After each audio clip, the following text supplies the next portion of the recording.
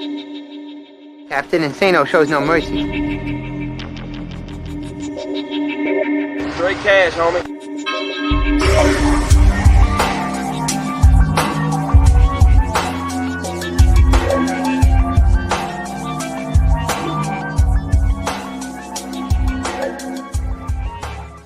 Hold on to your butts.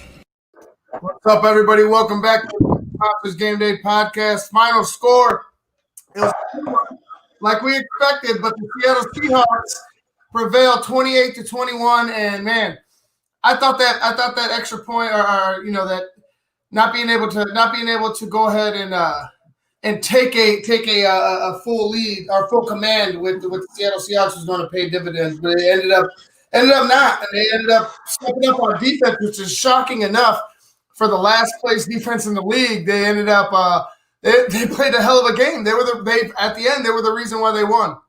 Yeah, no, I would agree, and I'm still having questions about that shoulder with Kyler Murray. But I mean, the coverage was. I mean, Seattle was here to play. I think they took that last. I think they know they should have won that last one, and they brought it all out today. They're like, nope, listen, we're not letting this one slip away again.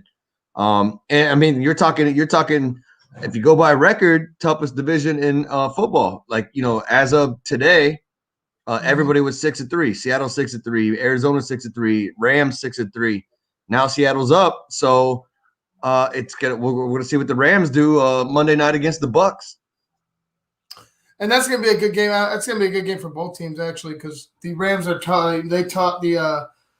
they have the number one defense in the league, and I mean, it's like you see the Bucks blowing teams out. They blew teams out like in Green Bay. They blew teams out in Carolina. I don't know if they're gonna do. I don't know if it's gonna be the same way with the Rams. I think that they're gonna run into serious problems. I feel like if they could get that running game going again against the Rams, that's the difference. Not gonna happen.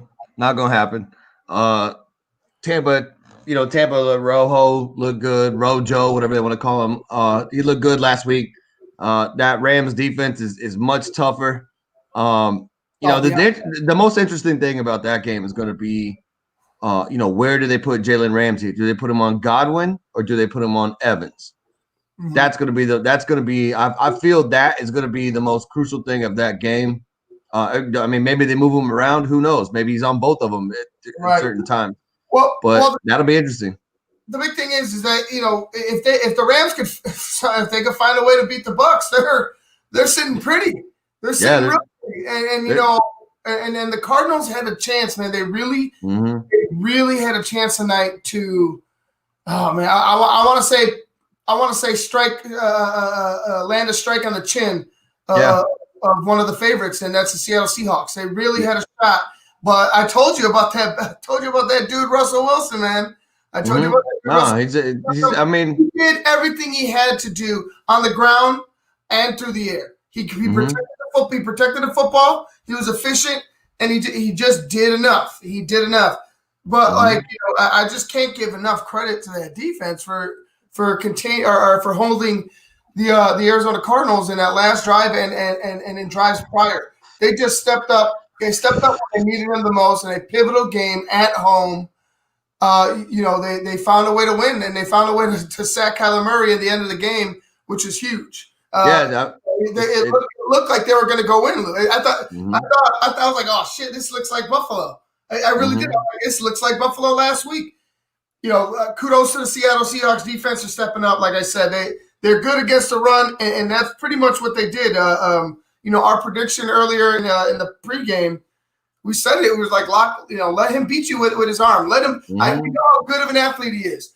Do not let him beat you with his legs from in between the 30s. Let's just say that. In between the 30s, don't let him beat you with his legs, and they didn't allow him to do that, and they ended up getting the victory 28-21. Yeah, huge play, man. Carlos Dunlap, had a great game today. Wow, where was he last game? But like Carlos Dunlap, you got to get your hats off to him. He was all over the place. He was all up in their face, all up in their grill. 2 sacks, wreaking havoc. 2 sacks, 2 forced fumbles for Carlos Dunlap today. A horrible day for him. And I mean, he was like you said, he was everywhere. Russell Wilson lost a couple fumbles, but I'm not gonna be too hard on Russ tonight because, like I said, he did his job. This was like vintage Russ. Protect the football, do my job, and let the defense win it. And I never thought that was going. I was going to say that about a Seattle Seahawks football team, at least this year, is you're going to go be efficient and see if the defense can figure out a way to win. It was fun. I enjoyed that game. I feel like I want a third one. You might get it. We might get in the playoffs. And I'm really hoping we do. I'm really hoping we do get that. Kyler Murray's electric, and so is Russell. Like seeing both of them play. They got it. There's no weakness on either side of the ball at quarterback. None. No. They're mirror images of each other, if anything. And I feel like if you're going to go ahead, you're going to go ahead and you're going to go ahead and ask for any type of game. Come playoff time, any game, I would want a Cardinals Seahawks game. That's what I want. Right now, they're playing the most exciting, and it's back and forth. The Cardinals were out of it for a long time. And forever. It looked like they're out of it, and then boom, like in a blink of an eye, they're right back in it. Yeah. Like I said, the shocking thing was the Seattle Seahawks defense. Yeah, they're. I imagine by the time they rank them, maybe later next week, they'll be 29. Or 30, what I mean? Like they're going to definitely take a step up. I mean, you got to give your hats off to them. I mean, they were everywhere. They were stringing out runs. Like Murray was trying to bounce outside, or whoever was trying to bounce outside. They were stringing them down. They kept I'll tell you, the other big thing about today was who beat the Cardinals? The Cardinals. Mm-hmm. The penalties were just atrocious. Like. You're not going to win committing penalties like that. And I'm talking like sloppy ones, false starts. Like that's ugly. You're never going to win a game when you are committing more penalties. It doesn't happen. Yeah, it doesn't happen. It was rough. Like I said, they had a shot to win. They had a shot to win. What didn't help them, I'll tell you this, what didn't help them, that freaking holding in the end zone. That safety. Safety. Yeah. How huge is that? I don't understand it, Coach. Like, I don't get that. You need some space. Mm-hmm. Like, that play should have never been called. It should it should have never been called. But like I said, you need some space. So why the hell are you running a pass right now? I get you have Kyler. And if it was a design run with Kyler Murray, okay, because he'd be at bootleg left, bootleg right. Right. Find a hole, get yards. It was neither of that. It was none of that. None of that whatsoever. Mm-hmm. It was going to be a pass, and the guard got beat. Sweets got beat bad, right across his face. Got beat right across his face bad, and he panicked and just he ended up grabbing. That was man. I feel like that was the beginning of the end for the Cardinals. I think they had even in the position they were in. Being at, was it like the 1-2 or somewhere around there, inside the 5? I felt like they had a shot to score if they could, just be smart enough to gain, get some ground, maybe move themselves out to like the 30, and then start opening it up a little bit more. You give your quarterback room to breathe back there and room to run if he gets in some trouble.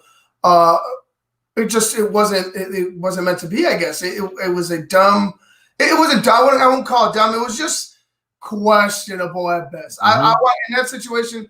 I want to hand it to a running back. I want to go ahead forward and get as far away from the end zone as possible. Yeah, no, 100%. I mean, and like I said, we've already hats off, props up, whatever you want to call it, to the Seattle defense because that running game wasn't much. I mean, Chase Edmonds still made his due, caught a touchdown, whatever it may be.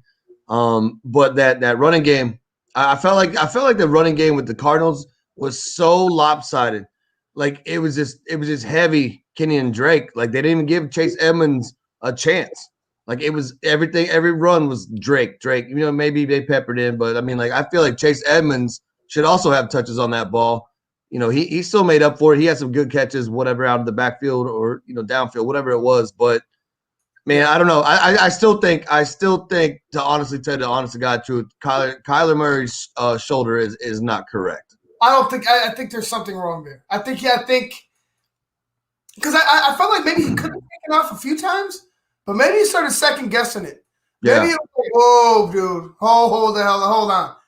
This is the first time he's gotten hit, and it really stuck. You know what I'm saying?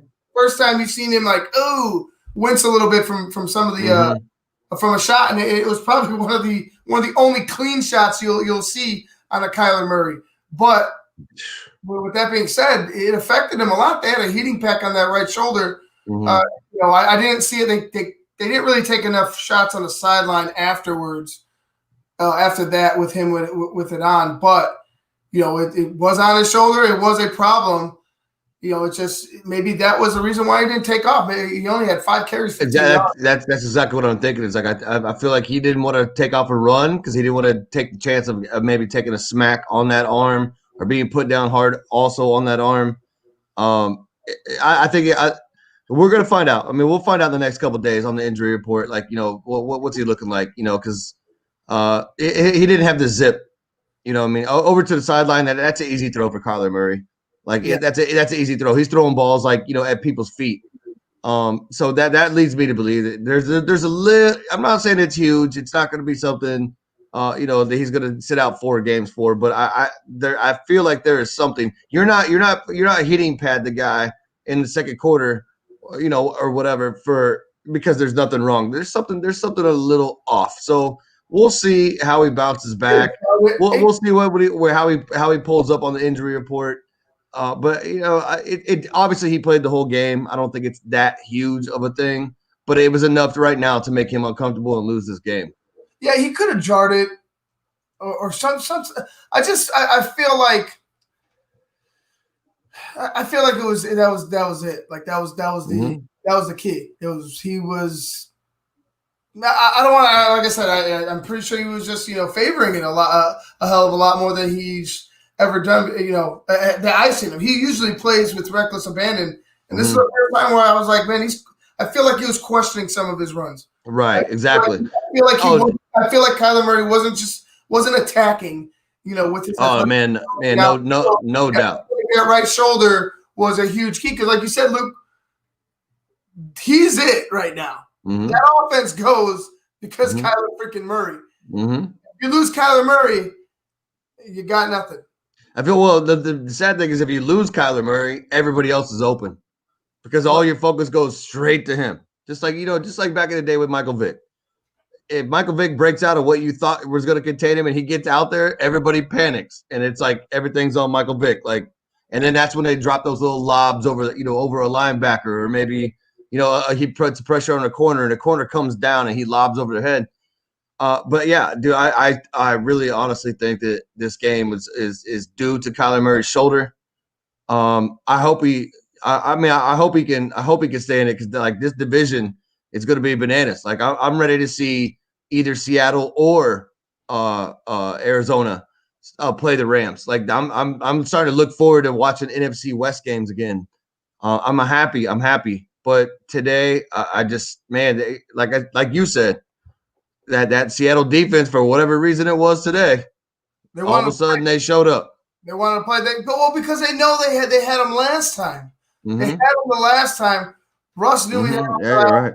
And like I said, Russ sacrificed his stats pretty much. He was efficient. He was going to make sure I'm not turning this damn ball over. No. As long and what did I say at the beginning of the show? As long as they have the ball, they're good because that defense ain't on the field. Well, here's the biggest thing. The thing that made Seattle go tonight was all those running backs. Yeah. That's what made them go. That was it. Scarborough's getting yards. Dallas is getting yards. They're all getting yards. That's what they lacked in that first meeting. They couldn't run. There was no run. And then today, Carlos Hyde's back. Boom, he's busting. Boom, Scarborough's busting. Dallas is busting. That's what got Seattle. I mean, I feel like Kyler Murray could have done a little more. I'm not gonna lie. Just with his arm. Right. But you got it, man. Seattle was not able to run the ball last time. This time they had like 3 guys over like 40 yards. Mm-hmm. It's like that's 120 rushing yards right there. So yeah. No, I mean, yeah, we said it. We said at the beginning that was the difference, and I'm pretty sure that proved to be it. You had a team that was able to control the clock, like we said. And you had a team that had to go ahead and play catch up, and the defense. When you do that, they're so easy to become one dimensional, or they limit themselves. So if you're playing from behind, let's say what was it, 16-7? Something close there, yeah. So yeah, it was 16-7.5. Like I said, it's all about momentum, and it just seemed to me like the Cardinals kept playing from behind, and the Seahawks knew, hey, they can only do this much. Tyler can only run so much before they got to start throwing the damn ball. Right. And like I said, they made him one dimensional. And there was a cannon. Beat us with that cannon of an arm. Yeah, no, there was another one like where they were moving, like I think it was right before the 2 minute. I don't remember, but anyway, they were moving, and then they decided not to run another play. And I was like, dude, what are you doing? Like, I can't remember if it was either a timeout or it was a 2 minute warning. But anyway, they were moving, and then somebody stopped them, and I was like, dude, why right there? Like, why right there? Like, you have them. I don't care if it's 2 minute warning or whatever. Boom. It might have been that fourth down play. I don't remember, but it's just like, dude, they had an opportunity. But like I said, today's game is all about Seattle's defense. I mean, that's the highlight of this game that nobody saw coming. Yeah, I'm sure my friends up in the Northwest are happy. It was a great game. I enjoyed it thoroughly. I was sitting here on my phone trying to edit and watch at the same time, and I'm like, oh shit, man, like it's getting close. Yeah. Getting close. Are we gonna have another Hail Murray? Or not, and it ended up being not. Seattle's defense, the Legion of Boom reigns once more, at least for one more night over in Seattle. But all right, man, I'm gonna get out of here, dude. I'm tired. I need to go to bed. I need to go to bed. I think I might grab some popcorn and then go to bed. But either way, all right, guys. We'll see you guys on Sunday for the Basement Monsters Game Day podcast. Man, well, I don't know what we got. 4 games. Yeah, we're gonna do 4 on Sunday. We'll do some randoms because Bears don't play and Tampa doesn't play till Monday. So we'll grab a couple nail biters. I think definitely going to be Ravens, Titans. Definitely going to see some Chiefs and Raiders, and then the other two we'll leave you guys guessing. Sounds good to me, dude. All right, man. I'll see you later. All right, man. Take care. All right, y'all. This has been the Basement Monsters podcast on Sports Zone Chicago.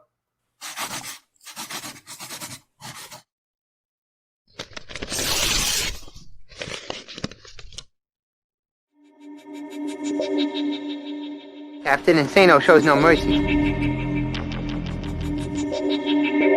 Straight cash, homie.